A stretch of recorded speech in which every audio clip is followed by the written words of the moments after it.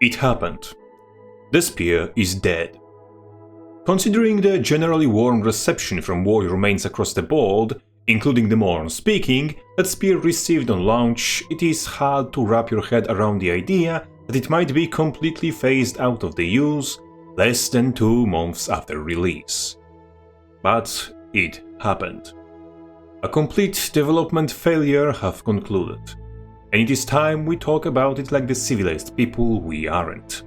Before we begin, a quick disclaimer. I do not have years of experience with game design due to not being a professional game designer, but I have a lot of knowledge regarding failures due to being one professionally for over a decade now, and I believe that gives me some authority to speak about what is and what isn't a failure, and what can be done to make a failure into a non-failure. Also, if you'd like to confirm that my experience as a failure is legit, you can do so through Bullshit Brigade's Discord server. And you can also support me on Patreon so I can continue becoming even more of a failure. But speaking about Spear, for the sake of professionalism, let's first confirm that it is in fact a failure before we proceed with the discussion. To do that, however, we need to confirm that Spear does not achieve what is set out to achieve. From the weapon's overall design, it is obvious that it wants to be a ranged setup weapon, achieving high burst potential through layering its damaging skills on top of each other. What I mean by that is that Maiming Spear and Spear Marshal's support both have lingering AoEs, which after their cast concludes are completely player state independent, which lets Warrior cast all their skills in the meantime, adding their damage to the damage of the aforementioned skills, creating oddly backloaded burst combo, which is harder to heal through than regularly scheduled burst. Spear, however, has few small issues working to its detriment in this regard. Firstly, its setup is rather unreliable, with both CC skills being very short duration. Disrupting Throw, for example, only dazes for 1 second, while its Immobilize lasts 2 seconds, meaning the time given to set up the combo before enemy can start, for example, blocking, is roughly equal to how long it takes to cast both Maiming and Spear Marshals, which makes this skill unreliable as a setup, on top of it being a grounded projectile with very slim hitbox. Second to that, a burst weapon needs to be actually able to burst, ability to which was continuously nerfed since weapon's release, to the point where Disrupting Throw, the setup tool, is catching up to Harrier's Toss and Spear Marshal's supports in terms of damage. Tertiary issue is that 2 out of 3 Spear's dedicated damaging abilities apply the damage in portions over time. Maiming Spear has initial hit and delayed follow-up hit, while Spear Marshal's hits 7 times over a second and a half, which combines with short duration of Spear CC, means a situation where said duration is insufficient and enemy gets away happens more frequently when those abilities are used as follow-up, which they are designed to be. This makes it so that if you don't have Adrenaline at the ready, your best follow-up damage is Disrupting Throw, your setup tool, which is not very good as you need your setup to, well, set your damage up.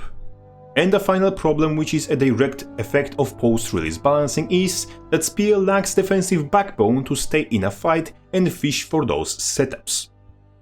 You may look at me and think, "You bloody idiot, you praised the hell out of this thing at launch, where were those concerns then?"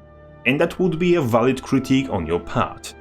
That said, 2 months ago Spear still had more defenses, as Spears 5 could have its cooldown consistently reduced to 14 seconds and burst still evaded on startup, and also it had more damage, which alleviated problems stemming from said damage being sustained on a weapon designed to burst. All this time weapon itself looked acceptable, as it was miles better in comparison to the beta version, and many of us, including the moron speaking, seeing the improvement, subconsciously put on the rose-tainted glasses and praised ANET for fixing the spear and treating the warrior right for once. This stings twice as viciously in retrospective. By this time, other class enjoyers were still learning how to best utilize their new toys and in some cases how to bloody read, which led to warrior ruling over the kindergarten and subsequent nerfs it received. As of making this video, only skills unnerfed since release were Auto Attack and Disrupting Throw, which, as you may have deduced, decreases this weapon's effectiveness significantly. And Warrior's Spear, unlike Galleon's or Mesmer's, which both have healing and cleanse, both have mobility and both have significant AoE coverage, meaning both have things that make them work other than damage, Warrior's Spear has only damage. Especially now when one of its evades is completely removed and others significantly nerfed. Warrior's Spear hinges on its damage output to function. Damage which is no longer there. This is the pitfall of simplistic design devs forced onto Warrior against their own best interest. A weapon that is worse in terms of mobility, defense, lockdown, condition and boon application, and on top of which doesn't synergize with almost anything, must have overpowered damage to compensate for its glaring lack of utility. And something which is clearly overpowered is never fun to face, even if it has to be overpowered to compensate for something. Warrior's Spear, as ridiculous as it sounds, now, less than 2 months after its release, already needs a rework. We can't simply add damage, as that would simply revert to the point where Spear Marshals one-shot people, and we can't add back the evasion to the burst, as that'll make the guy who spams first level bursts spam the shit out of it and be immortal again. We'll have to add utility where it previously wasn't any. I'd start by replacing every percentage more damage against first target passive on every skill that has one. For Maiming Spear, I'd replace the 10% damage increase with Short Immobilize, just enough to guarantee the second hit of Maiming Spear to land on target, essentially what you get by running Spear with Leg Specialist, on top of which second hit would now cripple as well. This is because if you are fast enough, you can already time your Disrupting Throw or Harrier's Toss in such a way that they hit at the same time the second hit of Maiming Spear lands. Essentially, we're trading 10% damage against initial target to have a soft setup.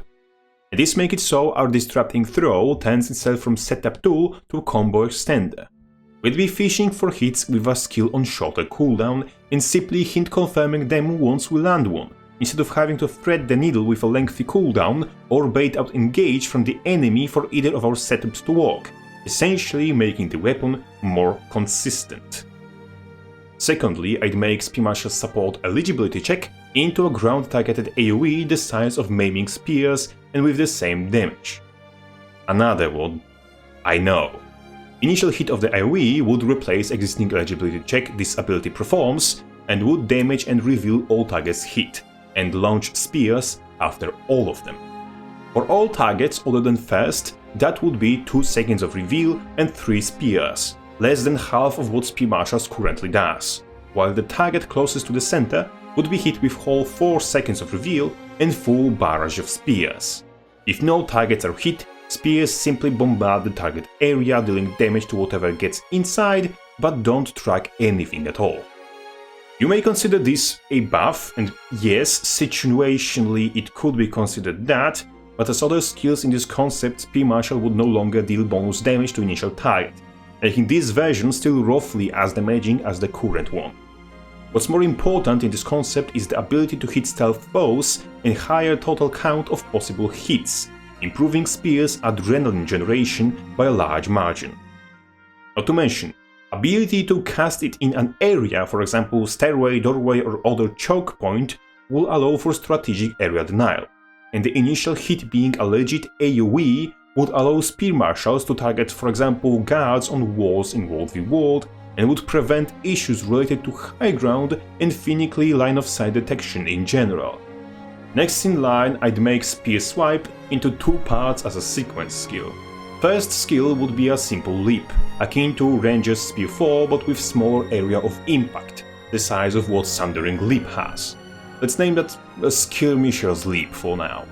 Upon activation, that skill would remove blindness and upon hit, deal roughly the same damage Disrupting Throw does, cripple the target and grant Fury as well as empower Spear Swipe. Current Spear Swipe would serve as its normal sequence skill, acting as it does now but covering larger distance and maintaining altitude with its forced back dash, so you can consistently leap backwards over anything you could leap over with Skirmisher's Leap. Empowered version of Spear Swipe would simply extend evasion frames past the spin animation, covering the rest of the dash. This way, Spear would allow you to jump in and back out, incentivize that skirmisher playstyle, but still wouldn't completely nullify the risks involved, as backing out with a dodge is not yet a full disengage. And last but not least, burst skills are the only skills I'd consider leaving the damage passive on, as our playstyle would revolve much more about fishing with skill 2, confirming with skill 3, and capitalizing on confirmed hits with the burst, while using skills 4 and 5 for adrenaline generation, area coverage, and mobility, respectively. Role of bursts would be to capitalize on whatever you have accomplished prior, so to do that, I'd add small but incremental utility.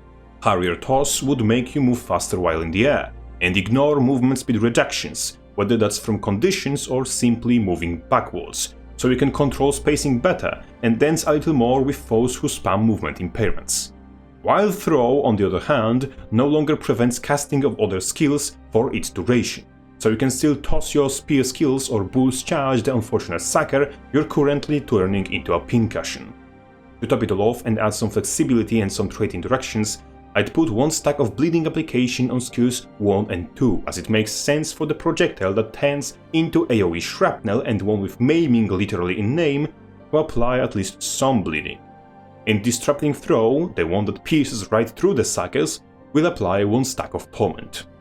While Throw will also apply one stack of bleeding per hit to everything hit, and Harrier's Toss will apply at first level vulnerability, at second also bleeding, and at third also Torment, one stack of each per movement impairing condition affecting the target, instead of just applying the vulnerability. You may consider this unnecessary or unwarranted for, but you must consider that Bloodlust in arms grants increased critical chance against bleeding targets, and both arms and Berserker trait lines reward you with a bit of condition damage, making those ticks count in the long run. This, I'd think, adding mobility, a little more consistency, adrenaline generation, some fury and minor conditions, and some flexibility would be enough to increase Spear's complexity to the point where it doesn't need overtuned damage numbers to fulfill its function, and can be worthwhile side grade to other warrior power weapons in hands of full power or hybrid damage builds. If you disagree or have some input you'd like to share, comment section is at your service. And I'll quickly remind that we have a Discord server when you can bother me more directly. Moreover than that, a special sign of gratitude to generous Patreon supporters who continue bankrolling the creation of my dubious quality garbage content. You're all truly welcome. And with that said, Crabface out.